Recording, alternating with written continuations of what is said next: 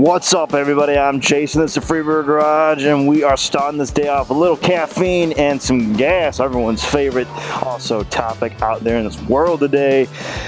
Oh boy, let's see what's gonna fill up this old hog. It used to be back in the day, which wasn't too long ago, $8. Let's see what we get to today, guys.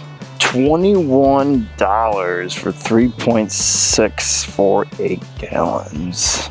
What is this world? Alrighty, let's get rolling. Woo! Fresh take of freedom!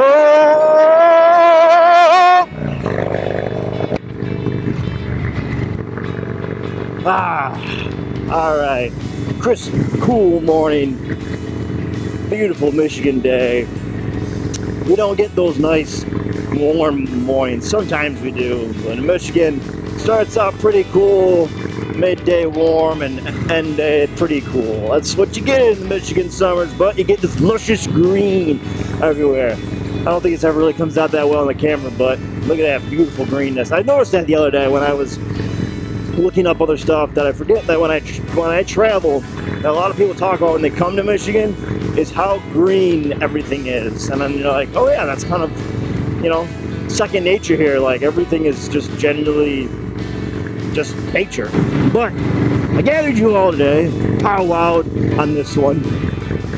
It's because following up on a request I had on a poll recently I did up on the YouTube's the community. What a community page is simply a way that I can reach out to you guys, the viewers, and kind of get some ideas if I'm kind of bouncing back and forth on stuff. Typically ideas for, you know, future actual ideas of things that could come. My bike, future bikes. And I just want to get what you guys want to see out there. And I don't want it just to be always what I want. I like to see what you guys want and see if it aligns. I mean, there's stuff that I don't have any power out of, essentially what I'm going to be able to purchase, buy, whatnot. But at least I can get somewhat knowing that you guys are going to enjoy it. So I took a poll, and that was between, I'll put it up here real quick. And that, of course, is the difference of what type of motor would you guys like to see in a Harley Davidson, or my Harley Davidson, sorry, in particular. And that was the three big ones I could think of that I always see across all Facebook forums. The ones that I have picked and chosen is a rebuilt Evo on my bike, or an S&S, and an Ultima. And I have gone back and forth multiple times through these.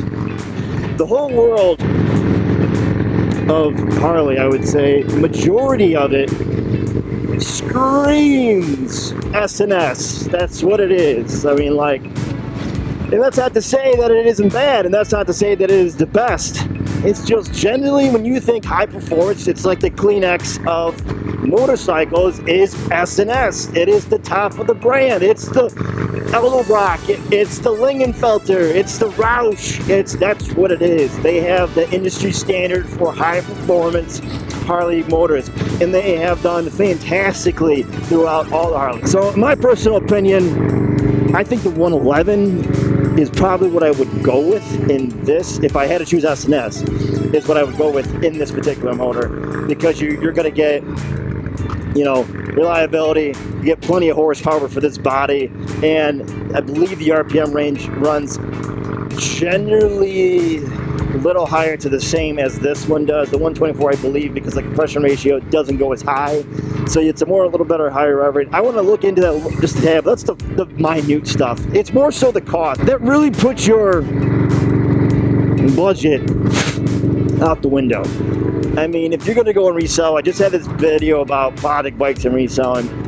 If you ever go and resell, you're essentially going to be looking at a loss. Like, there's just, anyone can buy a crate motor. I mean, if you get it for the same, like, price as anyone else does, then yeah, you're going to have the same, you know, scenarios everyone else trying to resell it, which is you're not going to make any money. I mean, if you can break even, awesome, and if you have, good for you.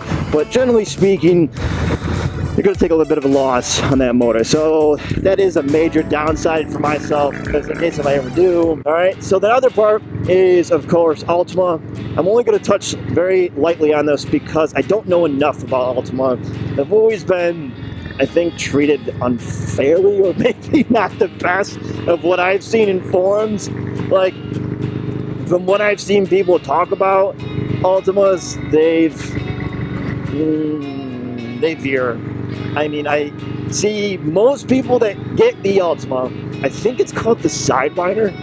If they're gonna go Altima, because of the price difference from S&S, they go like with the 124 no matter what, it seems like, which would be my opinion, because if you are gonna go and do an Altima and it's that much difference, and I think maybe, I don't know the numbers, I'll put them up here once again, you can get an Altima for like a 124, I think, for the same price as a 111. So if you're gonna do it, you might as well get the best, or it could be cheaper. Not fully out, not fully in, just those are my thoughts. Correct me if I'm wrong down below and tell me what you think about an Altima motor, if you have any thoughts on them. All right, so the rebuilt Evo motor, that was the winning poll that I put up, which was pretty exciting. I'm glad that not everyone was just like, we'd like to watch an S&S we put in. I think we've seen that. We've seen that show. We've seen that movie. You know, you go across Instagram or you go across Facebook, one out of every 10 FXRs being sold, it seems like an S&S has been put into it, which is cool. And we're not bagging, once again, S&S, but a rebuilt Evo sounds more interesting. I want to build something that the common consumer will do, not the guy that has a machine shop in his basement or garage. Like, I want to build something that you, the consumer, can actually do. Like, it's some part of, I mean, the basis of this channel. What I'm really getting down to is money for horsepower. Can you get close to that 111 is my goal. I don't know if I'll even get close to it. Probably not. But can we make a good street ripper? Originally, when I built this bike or got this bike or started the channel, it was to call it the street ripper, because I want it what I'm doing right now. Going to work, get it there fast, have a blast, get off with a smile. Most of these will already do that for me. That's what the stock one does. But just make it a badass everyday rider. I'm super pumped about that.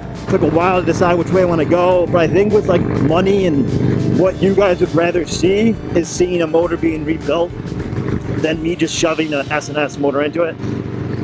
And maybe one day I'll do that with each motor. That's the goal, is to shove an Altima, an S&S, and a rebuilt, and really compare and tell you guys the difference. I mean, that is my journey of this channel, is to give as much information, learn as much as possible about every motor I can, just shove it, get all the knowledge inside of me. That about wraps up for this one. If you have made it all the way through, I would greatly appreciate it if you could hit the subscribe button, tap that like, press that notification, leave a comment below and tell me what you think. And for those that have already subscribed, thank you. As always, stay free, and I'll catch you guys later. Peace!